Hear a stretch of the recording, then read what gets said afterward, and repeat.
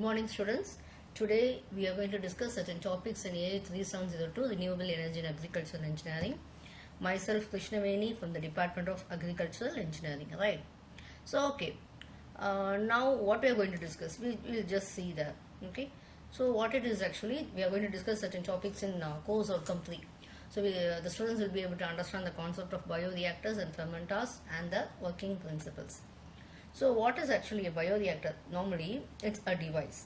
So in the device what happens? I'll just explain and then I'll go on to the definition. It's actually small device or any part you can say. It will be providing an environment for living organisms to grow and produce the useful substances.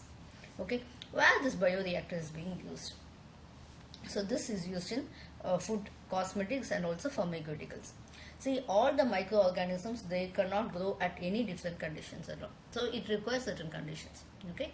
So this is a system meant to grow the animal cells or tissues. That's we call as cell culture and all. Okay. Fermenters means this will be established for the cultivation of microbes, proteins and industrial products like alcohol and all.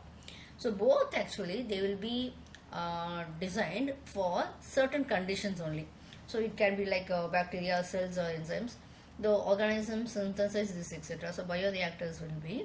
So what happens is actually, and this is what we can do is, what is function we know. That is actually, it is supporting the biological reactions such as growing cells or producing the chemicals, etc. Okay, it's producing some optimal environment for biological systems. Okay, and this can also produce these chemicals and biological reactions and all. Okay, what are the properties of animal cells and all? Cell size, it should be this way, it should be more fragile and it should grow more slowly compared with bacteria and fungi and all. Okay, that is and toxic metabolites and all, etc. Okay, so these are in order to ensure the adequate mixing. What happens now? The culture vessels will have it as a round bottom. Okay, so what happens is from that we can distinguish it is from a flat bottom bacterial bioreactors and all. So impeller blades will also be provided. So what happens is it will also allow the vertical and also horizontal liquid flow.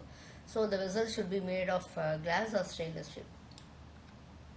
So classification of bioreactors for process for suspension culture. Okay. In terms of process requirements, we have aerobic, anaerobic and also immobilized cell bioreactors and all. On the basis of mode of operations, we call it as a batch and all. So seed type bioreactors batch and fed batches, fluidized bioreactor and continuous and all. Okay. So next we go for what are the parameters. We know very well it is providing certain conditions which helps in the bacterial growth. So that principle we have done. So we can so certain conditions and all. So what components are essential? First one is agitation.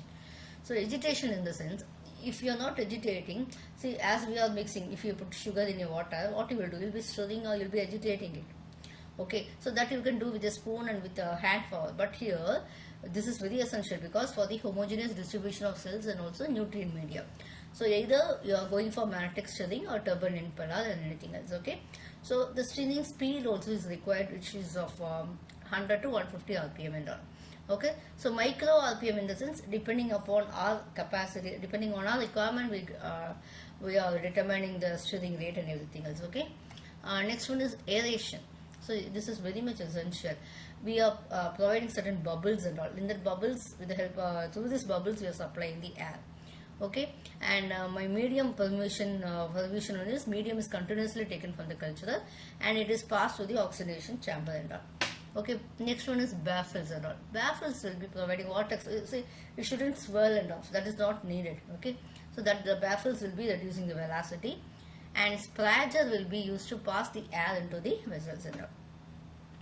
Next one is foam shouldn't be produced. Okay, so what happens due to protein and all? If the foam is produced, it will be adhering to the cell intersurface, isn't it? So antifoams also will have to add depending upon our need. Will be deciding this. And next factor is our temperature. Okay, see normally we know very well for hatching of hen and eggs and all, we need certain temperature, right? So similarly, so microorganisms also, they need certain temperature and all. So depending upon their requirement, we'll have to maintain the temperature of bioreactors and all. And it will be maintained with the help of incubators. It will be maintained in the incubators and all. Next one is pH. Okay, mostly it will be going in 7.1. 7 to 7.4 we can do, etc. So depending upon what is the requirement, we will be determining a pH. Okay, thank you.